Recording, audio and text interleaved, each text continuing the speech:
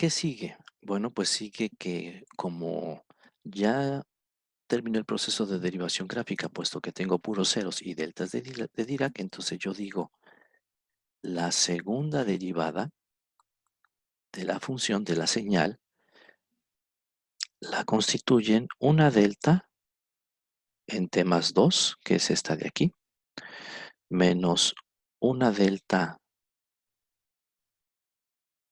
en t igual a 0, que es esta, menos dos veces la delta prima de t menos 4. Esa es la segunda derivada. Y entonces ahora lo que yo hago es encontrar la transformada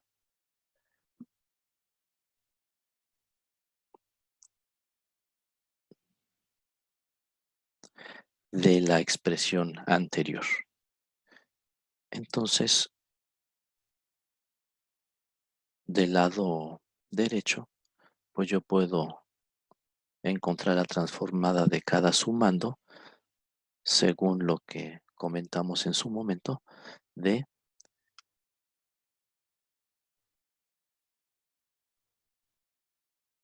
que la transformada de Fourier es una, es un operador lineal, ¿vale? Entonces yo puedo descomponer toda esta transformada del miembro derecho en la transformada de cada uno de los sumandos.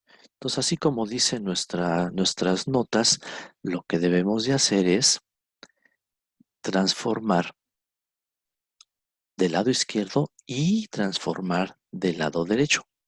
Del lado izquierdo yo tengo la transformada de la segunda derivada. Entonces, de su formulario podemos buscar la derivada de la la transformada de la enésima derivada de f, y ya sabemos que es de la forma i omega a la, como tenemos la segunda derivada, entonces aquí tenemos una potencia de 2 por la transformada de Fourier de la señal sin derivar. De nuevo, de nuestro formulario, transformamos cada uno de estos términos, y entonces aquí la transformada de la delta desplazada es e a la más i 2 omega menos la transformada de la delta de Dirac es un 1 menos dos veces la transformada de la derivada de la delta de Dirac, que también ya la tenemos nosotros en nuestro formulario,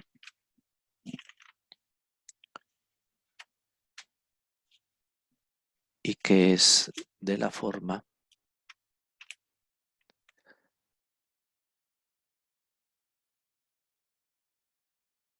ahorita les digo,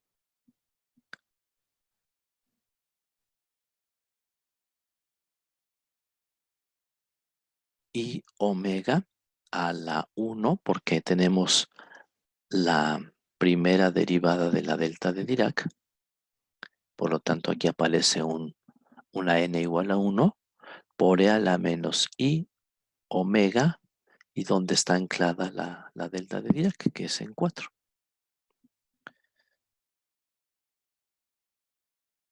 Y entonces tenemos una ecuación y una incógnita, y tan tan.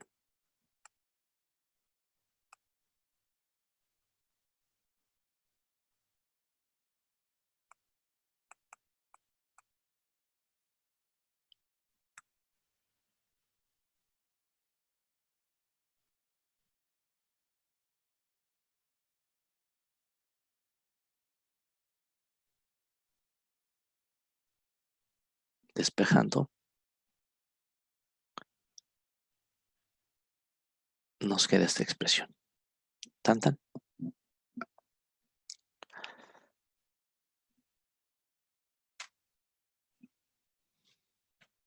Entonces,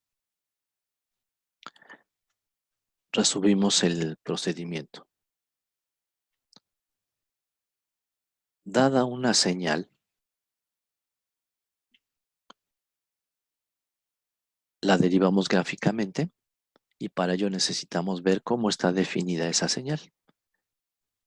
Ya sea que observes en el gráfico Si devuelve ceros o unos o dos o cualquier constante y ya sabes que la derivada es una constante, o estableces algo similar a lo que tenemos aquí, la definición lo que devuelve cada función, lo que devuelve la función en cada uno de los intervalos, y vas derivando eso que devuelve, derivada de cero, derivada de 2, etcétera, etcétera. Y para trazos más complicados, de nueva cuenta necesitas tus herramientas de geometría analítica para ver qué regla de correspondencia tienes. Por ejemplo, en este caso, aquí. Bueno, pues es de la forma t más 2, es de la forma t más 2, y entonces derivas t más 2.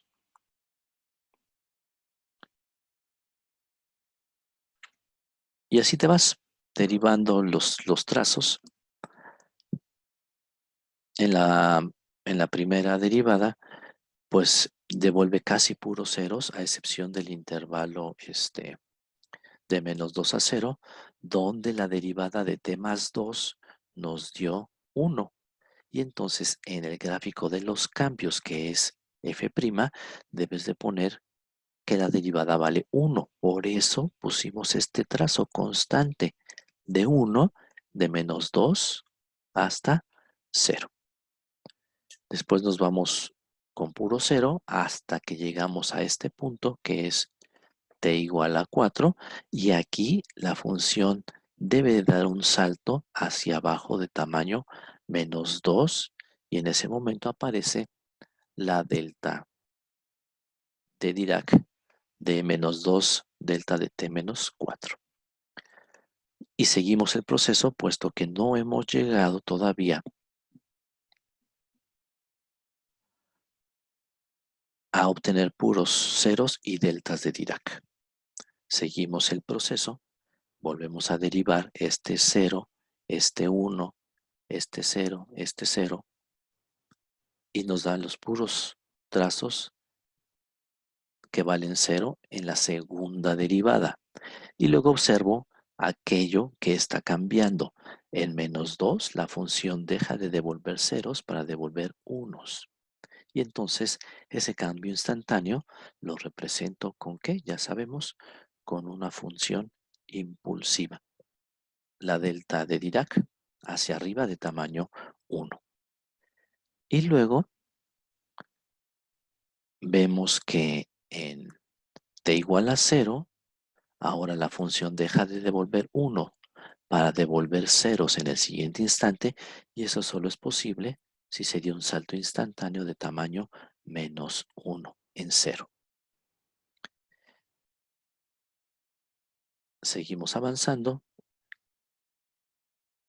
y nos topamos en 4 con una delta de Dirac hacia abajo. Entonces, de nueva cuenta, fíjate dónde estás parado y qué tienes que hacer según te indica el trazo. Tienes que saltar en un pozo de tamaño 2 hacia abajo, pero no te puedes quedar ahí, porque si te quedaras ahí, tendrías que devolver en el siguiente instante menos 2, menos 2, menos 2. Y no es cierto, debes de devolver ceros. Y como debes de devolver ceros, pero estás en un pozo de menos 2, pues a fuerza debes de haber subido, debes de haber dado un salto hacia arriba de tamaño 2. Por eso nos da este gráfico,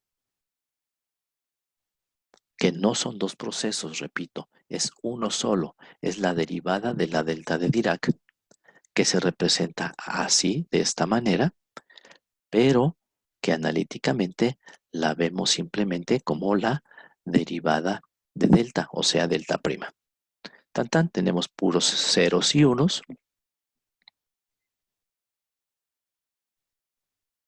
Veo cómo quedó conformada mi segunda derivada, o la tercera, o la cuarta, o la que haya sido necesario, hasta la que haya sido necesario llegar. Y luego voy transformando miembro a miembro. Transformo el lado izquierdo, transformo el lado derecho, y luego despejo. Y tan tan.